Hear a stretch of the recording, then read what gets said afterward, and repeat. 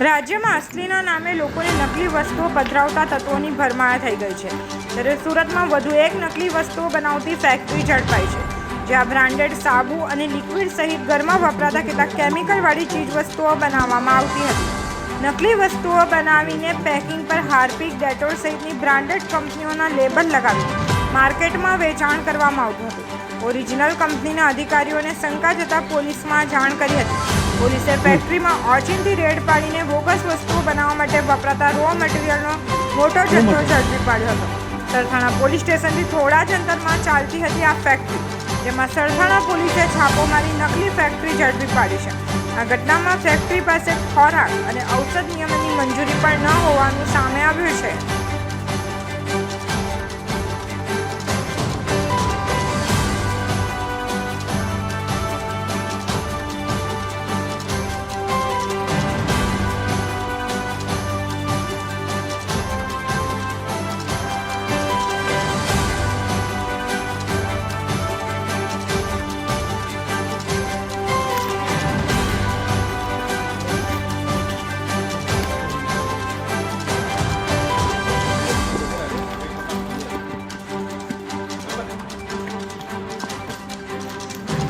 Thank you.